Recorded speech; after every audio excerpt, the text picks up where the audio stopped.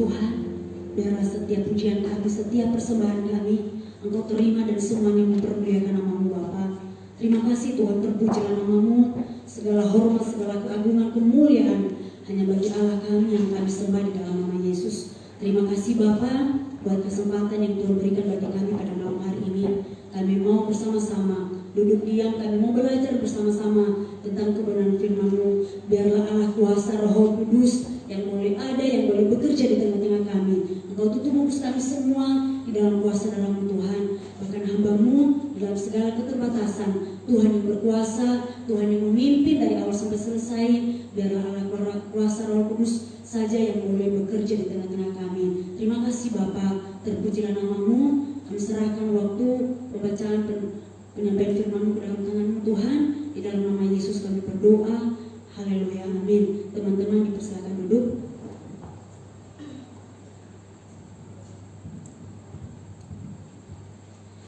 Shalom, selamat malam buat kita semua. Puji nama Tuhan. Saya percaya kita semua yang hadir pada malam hari ini, tanpa terkecuali kita boleh ada malam hari ini. Saya percaya semua kabarnya luar biasa, amin. Jadi dong kita nggak mungkin hadir pada malam hari ini kalau kita dalam keadaan sakit terbaring ya. Kita bersyukur Tuhan masih memberikan kita kesempatan, Tuhan masih memberikan kita waktu untuk kita boleh beribadah, memuji, bahkan boleh kita dengarkan firman Tuhan pada malam hari ini. Teman-teman, langsung saja kita akan belajar bersama-sama ya. Teman-teman semua yang semua kita di sini masih dalam proses belajar ya. Dan apalagi firman Tuhan. Kita mau malam hari ini kita mau belajar bersama-sama firman Tuhan. Mungkin firman Tuhan ini tidak asing lagi buat kita. Mungkin setiap hari kita renungkan, bahkan menjadi ayat emas buat kita. Tapi tidak lebih alangkah indahnya kalau kita terus merenungkan firman Tuhan di dalam kehidupan kita. Mari kita baca firman Tuhan dari Amsal pasal 3. Amsal pasal 3.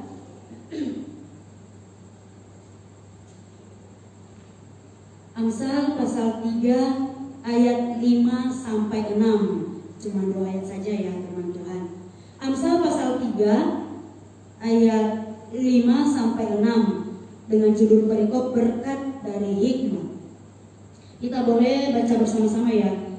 Dalam hitungan ketiga, 1, 2, 3. Percayalah kepada Tuhan dengan segenap hatimu dan janganlah bersandar kepada pengertianmu sendiri.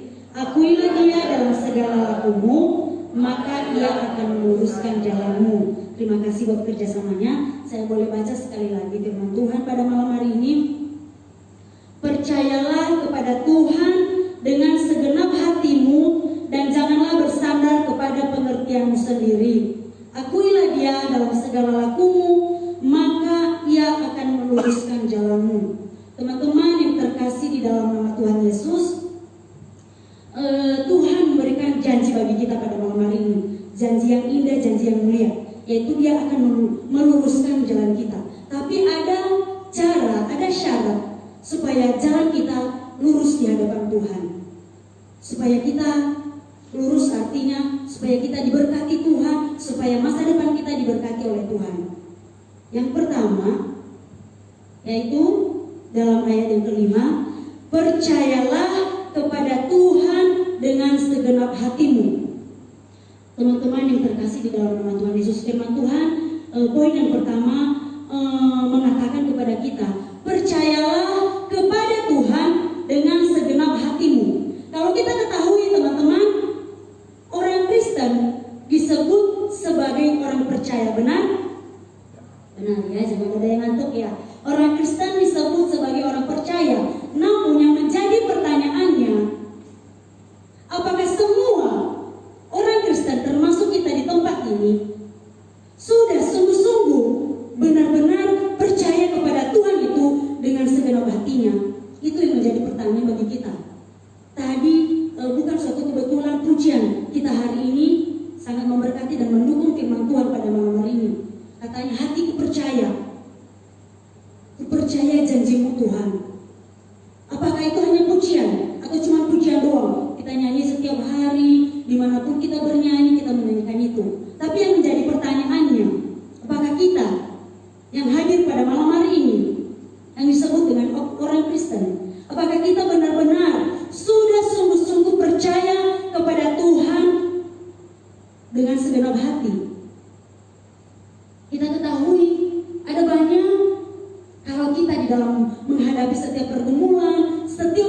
hidup, apa yang kita langkah yang kita ambil, yaitu lebih mengandalkan kekuatan kita, mengandalkan pikiran kita, dan mengandalkan orang lain. Ada banyak cara yang kita lakukan, tetapi nasihat firman Tuhan pada malam hari ini yang pertama, percayalah kepada Tuhan. Tuhan, firman Tuhan ini tidak mengatakan percaya saja, habis itu titik. No. Percaya kepada Tuhan, selanjutnya ada selanjutnya. Dia tidak mengatakan percaya kepada Tuhan, titik. Ada selanjutnya. Percayalah kepada Tuhan dengan segenap hatimu. Kenapa segenap hati? Nah teman-teman, firman Tuhan ini bersifat ayat yang pertama ini ya, kunci dari semua nasihat yang diberikan Tuhan kepada pembaca atau penulis Amsal ini ya. Ini yang menjadi kunci, itu percaya kepada Tuhan dengan segenap hatimu. Dalam bahasa aslinya, kata yang dipakai dalam percaya ini yaitu beta, yaitu yang artinya kal imperatif, yang artinya suatu perintah Tuhan yang dilakukan dengan terus menerus. Percaya kepada Tuhan dengan terus menerus, maksudnya kita percaya kepada Tuhan dengan terus menerus, artinya di dalam keadaan apapun, suka duka, sehat senang, gemuk sakit, ya istilahnya ya begitu ya. Tuhan bilang, mengatakan pada kita malam hari ini, percaya kepada Tuhan. Lalu yang menjadi pertanyaannya, Tuhan bilang, kenapa sih harus segenap hati? Ada apa dengan hati? Dalam pengertian hati, yaitu kalau kita ketahui hati adalah pusat kehidupan kita. Pusat kehidupan dari mana pikiran, perasaan, dan perbuatan kita berasal dari hati. Kalau hati kita baik, maka pikiran, perasaan kita, dan perbuatan kita akan juga baik. Demikian sebaliknya, kalau hati kita buruk, maka pikiran, perasaan, dan perbuatan kita juga akan buruk. Firman Tuhan mengingatkan kita pada hari ini. Dan Tuhan mengatakan di Amsal pasal 4 ayat 23 mengatakan, ada yang menghafal ya? Ayo kita baca bersama-sama, dihafal ya? Oh, udah ada di atas ya. Amsal 4 ayat 23. Jagalah hatimu dengan segala kewaspadaan, karena dari situlah terpancar kehidupan. Memang hati ini adalah pusat kehidupan. Dari situ terpancar kehidupan. Ada yang mengatakan hati-hatilah dengan hati. Hati-hatilah dengan hati kita.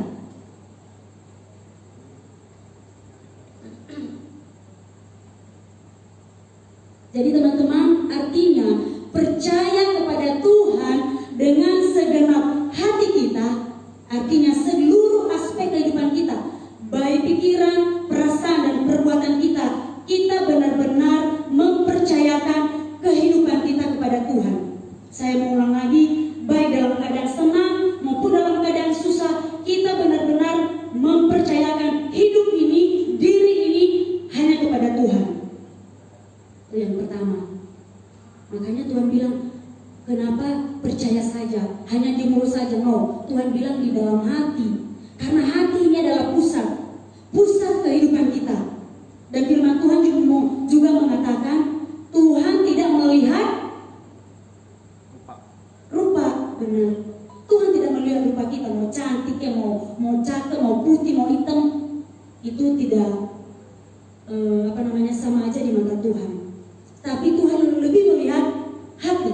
Siapakah yang ada teman-teman kita di sini atau manusia yang lihat setiap hati kita?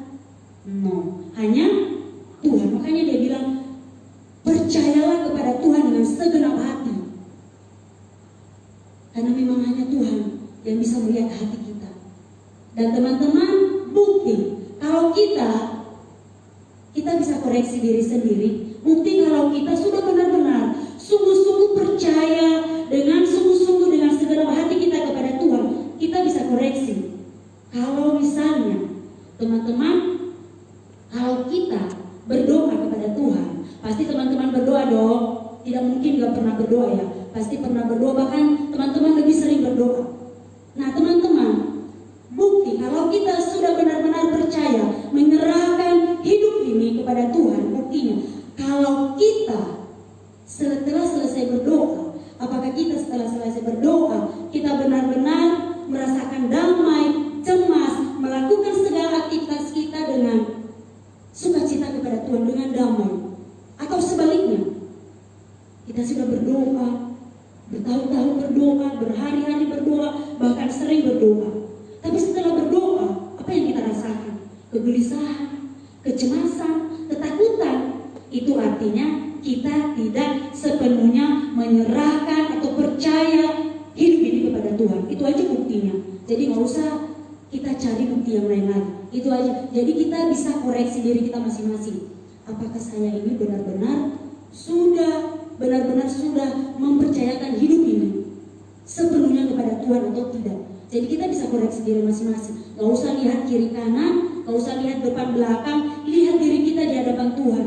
Tuhan, apakah hanya pujian doang tanya? Hatiku percaya, janjimu Tuhan ya dan amin. Haleluya.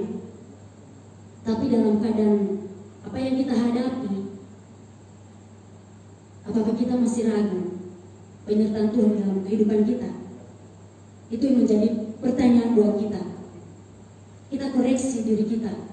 Setelah kita selesai dari sini, kita berdoa kan? Tempat ini tadi nyanyi-nyanyi, happy, pujian yang luar biasa. Kita dengar firman Tuhan. Pada setelah selesai dari sini, kita galau lagi? Atau bagaimana? Atau kita sudah benar-benar sepenuhnya menyerahkan hidup ini kepada Tuhan? Apapun yang terjadi Tuhan yang berkehendak kok. Tuhan yang bertanggung jawab kok dalam hidup ini. Apa yang harus saya khawatirkan? Teman-teman, kita masih muda semua di tempat ini ya. Dalam sebuah hubungan, dalam sebuah hubungan pacaran dan dilanjutkan ke suami istri pasangannya. Kalau pasangan kita mempercayakan barang yang berharga sama kita, misalnya dompet dia, HP-nya, atau ATM, ini kamu pegang ini ya, saya akan pergi jauh. Dia mempercayakan sama kita. Hati teman-teman bagaimana?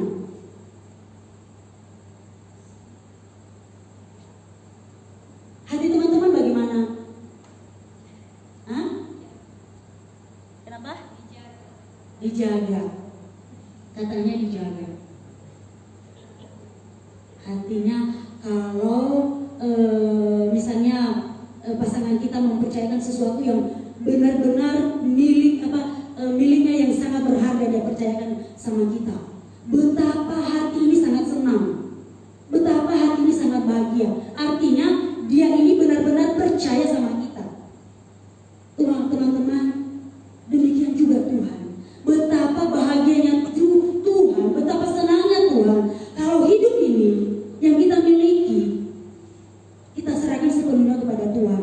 Betapa Tuhan tidak senang kepada kita. Hanya hidup ini itu yang kita miliki. Harta akan habis, akan lenyap. Teman bisa pergi, ya kan? Hanya hidup ini yang berharga. Bagaimana Tuhan lebih senang lagi ketika kita sudah menyerahkan hidup ini kepada Tuhan. Jadi firman Tuhan yang pertama, poin yang pertama yang boleh kita belajar pada malam hari ini itu, percayalah kepada Tuhan dengan segenap hatimu. Itu ayat yang poin yang pertama. Kita boleh belajar, kita boleh membuka firman Tuhan ini di Yeremia 29, boleh nanti ditampilkan. Yeremia 29, apa yang kita terima kalau kita benar-benar sudah percaya dan menyerahkan hidup ini kepada Tuhan. Yeremia 29 ayat 12 sampai 13. Dan apabila kamu berseru dan datang untuk berdoa kepadaku, maka aku akan mendengarkan kamu. Ayat 13. Apabila kamu mencari aku, kamu akan menemukan aku. Apabila kamu menanyakan aku dengan segenap hatimu. Segenap hatimu. Jadi teman-teman, apa yang kita dapat ketika kita benar-benar menyerahkan hidup ini, percayakan hidup ini kepada Tuhan.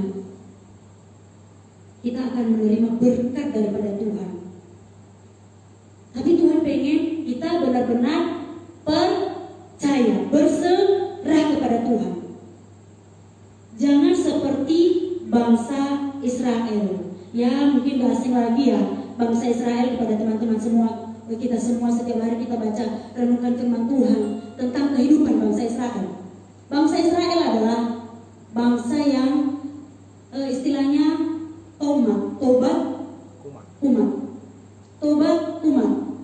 Mereka percaya kepada Tuhan kalau mereka sudah melihat mukjizat. Wow, Tuhan membelah laut berau. Mereka percaya kepada Tuhan dan memuliakan nama Tuhan. Mereka percaya. Setelah itu mereka meninggalkan Tuhan, mereka bersungut-sungut kepada Tuhan. Itulah kehidupan orang Israel. Artinya mereka percaya kepada Tuhan itu ada musim-musimnya. Kalau mereka melihat mukjizat, wow, luar biasa mereka percaya sama Tuhan. Kalau mereka di dalam kesulitan, dalam pergumulan, mereka bersungut-sungut kepada Tuhan, bahkan meninggalkan Tuhan. Apa yang mereka dapat? Ada banyak mereka tidak diberkati Tuhan dan tidak sampai di tanah perjanjian. Itulah kehidupan bangsa Israel.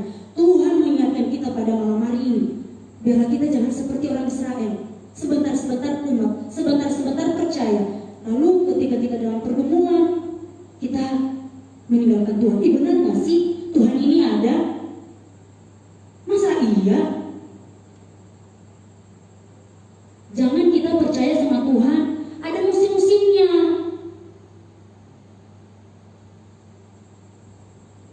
Teman-teman, percaya di sini maksudnya bukan hanya percaya sekedar Tuhan itu hebat, Tuhan itu luar biasa, Tuhan itu pencipta langit dan bumi. Dia membuat banyak mukjizat. Iblis saja percaya kok itu, benar nggak? Percaya kalau Tuhan itu berkuasa. Lalu apa bedanya dengan kita? Kalau kita hanya cuma percaya, oh iya, Tuhan itu pencipta langit dan bumi, berkuasa. Iblis juga mengakui bahwa Tuhan itu berkuasa, sanggup melakukan mukjizat. Lalu apa bedanya dengan kita? Makanya Tuhan lanjutkan, percayalah dengan segenap hati. Itu kuncinya. Percayalah kepada Tuhan dengan segenap hati kita, itu penyerahan hidup total, tidak ada sisa.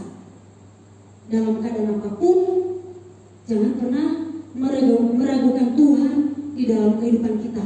Dan yang kedua, yaitu jangan bersandar kepada pengertian sendiri atau bersandarlah kepada pengertian Tuhan. Nah, sama artinya. Jangan bersandar kepada pengertian sendiri, tetapi bersandarlah kepada pengertian Tuhan. Artinya, teman-teman di sini istilah bersandar berasal dari kata syawal, yang sinonim dengan kata Ibrani bata, artinya kebergantungan yang menuntut adanya kepasrahan dan penyerahan diri. Itu artinya bersandar. Kebergantungan yang menuntut adanya kepasrahan dan penyerahan diri. Dan istilah pengertian kan tadi katanya jangan bersandarlah dengan pengertianmu sendiri. Kata bersandar tadi saya bilang itu kebergantungan yang menuntut adanya penyerahan dan kepasrahan diri. Sedangkan istilah pengertian berasal dari kata Ibrani bina, artinya hikmat, ide, pandangan, dan lain-lain. Jadi pengertian bersandar kepada Tuhan artinya di sini yaitu bersandar dengan hikmatnya Tuhan, bukan hikmatnya kita. Ada banyak kita pakai logika kita sekarang. Apalagi situasi-situasi yang mendesak, kita lebih memakai logika kita yang cepat, serba cepat. Tuhan mengingatkan kita pada malam hari ini, jangan pakai logika, jangan bersandar dengan pengertian kita, dengan hikmat kita. Kenapa? Ada apa dengan hikmat kita ini? Kok Tuhan larang gitu loh? Yang kedua, Tuhan larang kita jangan bersandar kepada pengertian kita, karena pengertian kita sebagai manusia, hikmat kita itu terbatas.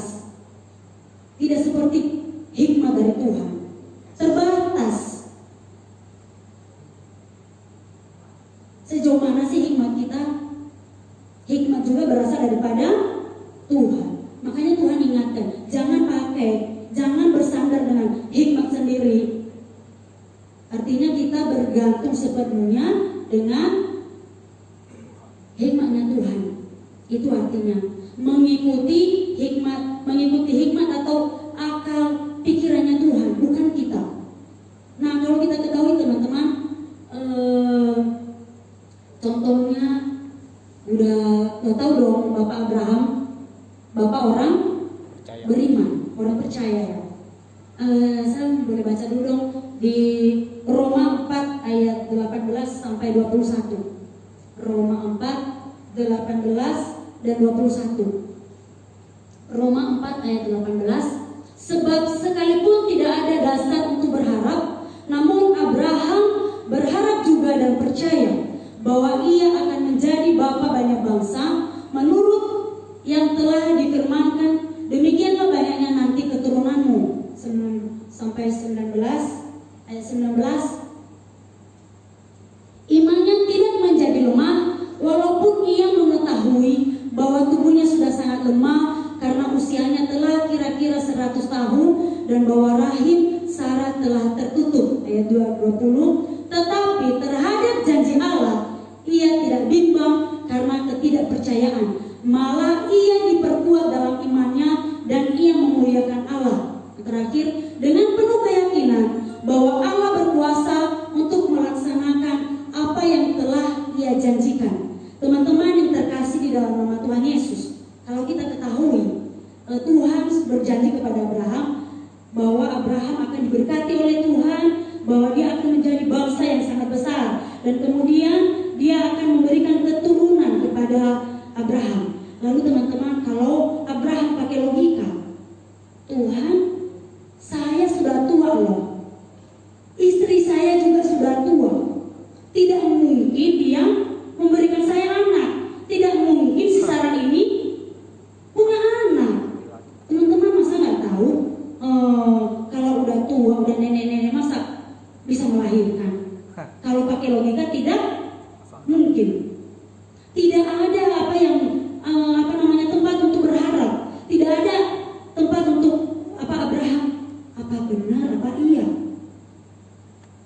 Dengan fakta, dengan kenyataan yang ada loh dia. Kalau misalnya dia pakai dengan akal pikiran dia, mana mungkin Tuhan? Dia lihat fakta yang ada, dia lihat kenyataan yang ada. Mana mungkin Tuhan? Istri saya melahirkan, punya anak, udah tua, udah nenek-nenek, dan saya juga udah tua. Tidak mungkin kan? Tetapi Abraham, apa yang kita ketahui, dia tidak memakai logika dia, tidak memakai akal pikiran dia. Dia lebih memakai hikmahnya Tuhan. Dia benar-benar janji Tuhannya dan amin. Dia tidak menjadi lemah walaupun tubuhnya lemah, tetapi kepercayaannya kepada Tuhan, imannya kepada Tuhan tidak pernah lemah. Itu yang kita belajar dari kehidupan Bapak Abraham. Walaupun saat ini teman-teman, kenyataan apa yang kita hadapi saat ini? Keluarga kita kah? Kesulitan yang kita hadapi? Kenyataan apa yang kita sedang hadapi saat ini? Masa-masa sulit yang kita sedang hadapi saat ini? Masa iya Tuhan berkati keluarga saya? Misalnya suaminya berhenti kerja, masa iya Tuhan cukupkan kebutuhan kami?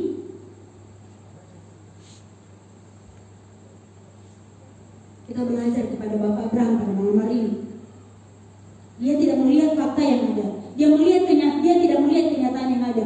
Kalau kita melihat fakta yang ada, teman-teman, kita bisa selalu galau tiap hari. Waduh, tidak mungkin dan tidak mungkin. Faktanya begini kok. Tuhan, sepertinya saya tidak mungkin datang ke gereja setiap minggu. Serem. Banyak yang mau pakai masker. Serem banget Tuhan. Dia pakai logikanya. Kan di rumah juga bisa ini Tuhan. Kan di rumah juga bisa ibadah. Kita mulai memakai logika kita. Tapi kita tidak takut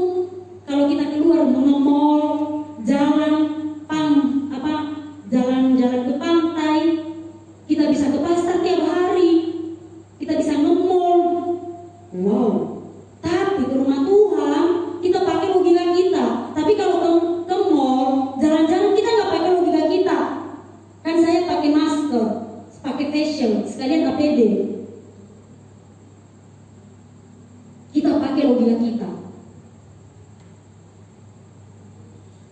Tuhan mengingatkan kita pada malam hari ini. Jangan pakai akal pikiran kita, pengertian kita. Jangan melihat kenyataan yang ada.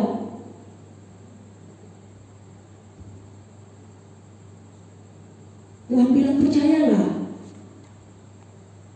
Kalau mau hidup kita diberkati Tuhan, jalan kita lurus di hadapan Tuhan. Poin yang kedua, jangan andalkan pikiran kita. Jangan andalkan kekuatan kita. Jangan andalkan hikmat kita. Kita mah tidak apa-apanya, tidak ada apa-apanya. Kita hanya manusia biasa. Kalau kita sudah berserah sepenuhnya kepada Tuhan, percayalah janji Tuhan. Dan tadi kita bilang, aku percaya janjimu Tuhan. Janji apa yang Tuhan kasih sama kita? Banyak janji-janji Tuhan kan sama kita. Jangan takut, tapi kita takut. Tapi cuma nyanyi doang berarti. Aku percaya janjimu Tuhan. Aku tidak takut, aku tidak bimbang.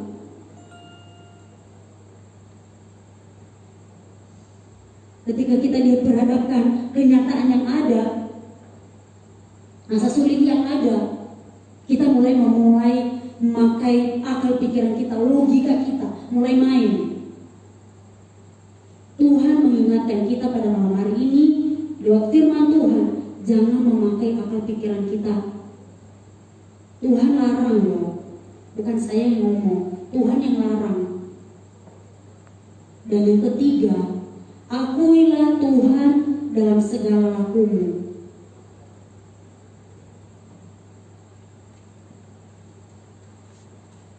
Yang ketiga, akuilah Tuhan di dalam segala lakumu. Istilah akui berasal dari kata yada, berarti kenalilah, ketahuilah. Kenalilah siapa yang dia bilang, akuilah dia, siapa dia? Tuhan. Kenalilah Tuhan itu, akuilah Tuhan itu di dalam kehidupan kita. Kenalilah, ketahuilah siapa Tuhan itu sebenarnya di dalam kehidupan kita sehari-hari.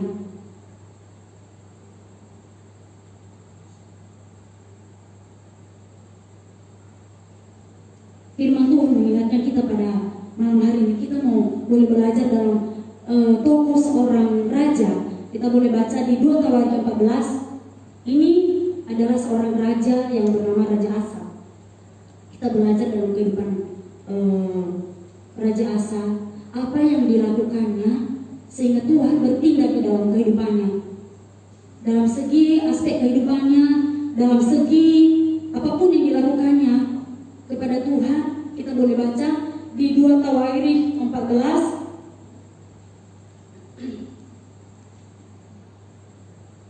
Ini panjang ceritanya, yaitu kemenangan Raja Asa, kemenangan atas Zerah. Ayat yang kedua, Asa melakukan apa yang baik dan yang benar di mata Tuhan Allahnya. Ini yang dilakukan Asa. Dalam segala kehidupannya, apa yang dilakukannya itu ketiga, ia menjauhkan mesbah-mesbah asing dan bukit-bukit pengorbanan, memecahkan tubuh-tubuh berhala dan menghancurkan tiang-tiang berhala. Ia memerintahkan orang Yehuda supaya mencari Tuhan Allah nenek moyang mereka dan mematuhi hukum dan perintah. Ia menjauhkan bukit-bukit pengorbanan dan pendupaan dari segala kota di Yehuda, dan kerajaan pun aman di bawah pemerintahannya. Karena negeri itu aman dan tidak ada yang memeranginya di tahun-tahun itu, ia dapat membangun kota-kota benteng Yehuda.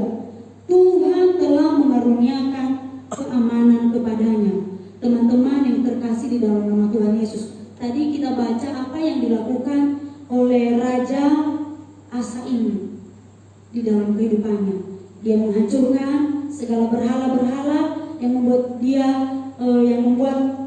orang-orang Yehuda terhalang untuk datang kepada Tuhan. Segala berhala-berhala pendupaan dia hancurkan semuanya. Lalu apa yang Tuhan berikan bagi dia? Tuhan memberikan keamanan. Tidak ada rasa takut, aman. Pasti kita pengen semua aman dong. Dalam keadaan apapun yang kita hadapi, kita pengen rasa aman, rasa senang, tidak ada rasa ketakutan. Kita boleh lihat di sini apa yang diterima oleh Raja Asa ketika dia mengakui Tuhan di dalam segala lakunya. Dia mengenal Tuhan, bahwa hanya Tuhan satu-satunya Allah yang luar biasa. Tidak ada Allah lain yang disembah, hanya Tuhan. Makanya dia hancurkan semua benteng-benteng yang menghalangi untuk menyembah Tuhan. Berhala-berhala dihancurkan semuanya. Karena dia tahu, dia kenal bahwa hanya Tuhan yang dia sembah, hanya Tuhan Allah yang layak ditinggikan, hanya Tuhan Allah yang layak ditinggikan. Tidak ada yang lain. Dihancurkan semuanya sehingga Tuhan berikan keamanan bagi Raja Asa.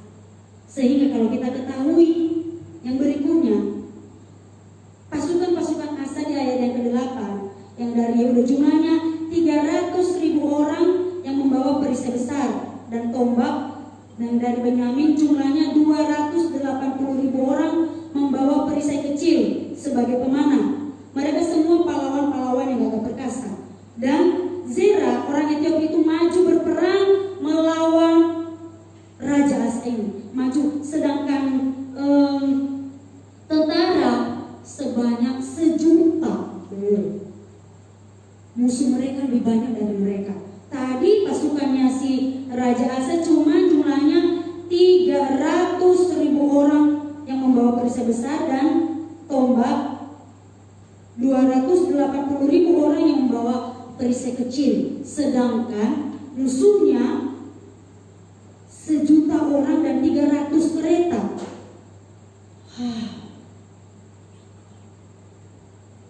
Kalau dalam kehidupan kita mungkin kita takut ya, musuh kita lebih banyak dari kita. Apa yang dilakukan Asa? Kita ketahui di sini. Dia berseru kepada Tuhan, dia berdoa kepada Tuhan. Ini yang luar biasa. Ketika kita dalam kesulitan apapun, mungkin pintu sudah tertutup bagi kita. Apa yang kita lakukan? Cuman berserah dan berdoa kepada Tuhan. Apa yang dilakukan si Asa ini? Kemudian Asa berseru kepada Tuhan Allahnya, "Ya Tuhan, selain daripada Engkau tidak ada yang dapat menolong yang lemah terhadap yang kuat. Tolonglah kami ya Tuhan, Allah kami, karena kepadamu-lah kami bersandar, dan dengan nama-Mu kami maju melawan pasukan yang besar jumlahnya ini. Ya Tuhan, Engkau Allah kami, jangan biarkan seorang manusia mempunyai kekuatan untuk melawan Engkau." Dan Tuhan memukul kalah orang-orang Ethiopia itu di hadapan Asa dan Yehuda. Teman-teman yang terkasih di dalam nama Tuhan Yesus, ketika kita mengakui Tuhan, mengenal Tuhan di dalam segala aspek kehidupan kita, ketika di dalam kesulitan apapun yang kita hadapi, kita datang, kita berseru kepada Tuhan. Tuhan tidak tutup telinga dan Tuhan tidak tutup mata terhadap kita. Hanya kita saja mau gak datang sama Tuhan, atau hanya memakai logika kita lagi. Mau datang gak dengan sungguh-sungguh sama Tuhan, atau pakai akal pikiran kita. Tuhan mengingatkan kita pada malam hari ini. Kita belajar kepada Raja Asa. Di dalam keadaan sulit apapun, dia datang kepada Tuhan. Dia mengakui Tuhan bahwa hanya Allah yang sanggup menolong orang-orang yang lemah. Dalam kesulitan hanya Tuhan yang sanggup menolong. Di dalam masa kesesakan hanya Tuhan yang sanggup menolong kita. Tidak ada yang lain. Teman kita mungkin meninggalkan kita. Orang yang kita cintai mungkin meninggalkan kita. Di saat kita susah, di saat kita lemah, siapakah yang dapat menolong kita? Kepada siapakah kita berseru? Kita belajar kepada seorang raja Asa. Dia tidak mengandalkan dirinya, dia raja kok. Tapi dia berseru datang kepada Tuhan, sehingga Tuhan bertindak kepada dia. Teman-teman yang terkasih di dalam nama Tuhan Yesus, firman Tuhan mengingatkan pada malam hari ini ada 3 poin. Yang pertama, siapa yang masih ingat? Percayalah kepada Tuhan dengan sepenuh hati. Kedua, jangan bersandar kepada pengertian kita sendiri atau bersandarlah kepada pengertian Tuhan. Dan ketiga, mari kita mengakui Tuhan di dalam segala apapun aspek kehidupan kita. Biar Tuhan, biar firman Tuhan ini yang terus bekerja di dalam kehidupan kita, dalam kita menghadapi masa-masa sulit saat ini. Biarlah Tuhan yang memampukan kita benar-benar kita percaya, bukan hanya di mulut saja, bukan hanya dengan puji-pujian kita saja yang luar biasa kepada Tuhan, tapi benar-benar sungguh-sungguh kita dari hati kita yang paling dalam, kita benar-benar berserah sepenuhnya kepada Tuhan. Dan Tuhan, kuasa Roh Kudus yang memampukan kita untuk melakukan firman Tuhan yang boleh kita belajar bersama-sama pada malam hari ini. Saya rindu boleh kita menaikkan pujiannya, walaupun tak dapat melihat. Kalau teman-teman boleh menaikkan pujian ini, kita belajar kepada tadi Bapak Abraham. Walaupun dia melihat kenyataan yang ada, tapi dia tidak melihat itu, dia tetap memandang kepada Tuhan. Mari naikkan pujian ini.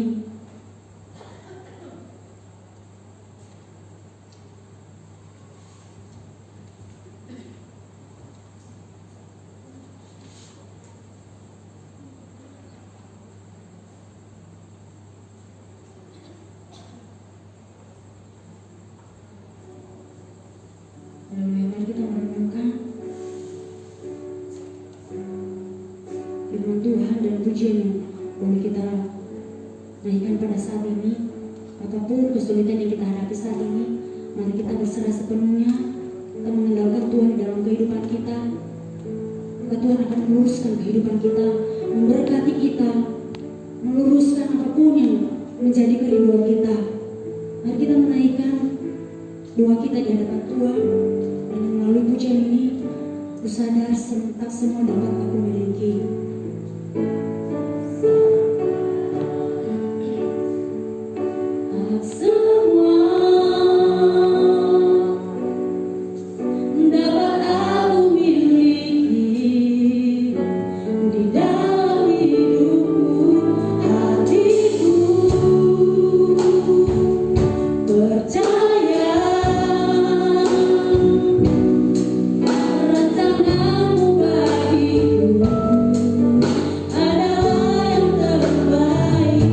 Sekali lagi ku sadar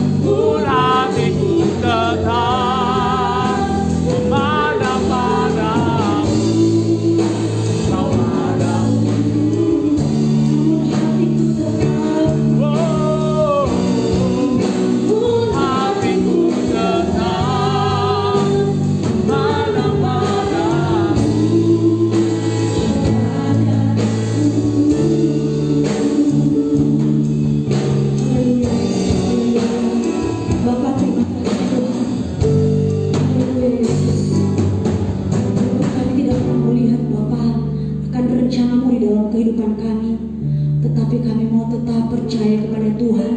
Hati kami tetap percaya mengandalkan Tuhan dan berharap sepenuhnya kepada Tuhan. Di dalam keadaan apapun yang kami hadapi, di dalam kesulitan apapun yang kami hadapi Tuhan, Engkau mengajari kami pada malam hari ini untuk tetap percaya mengandalkan Tuhan sepenuhnya di dalam kehidupan kami.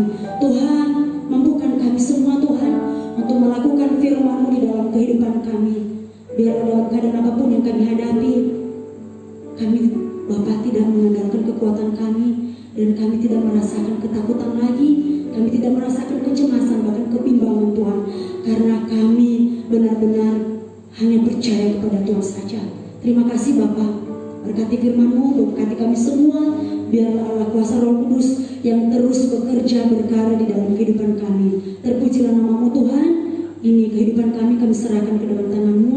Di dalam nama Yesus kami berdoa dan menyerahkan firman-Mu ke dalam tangan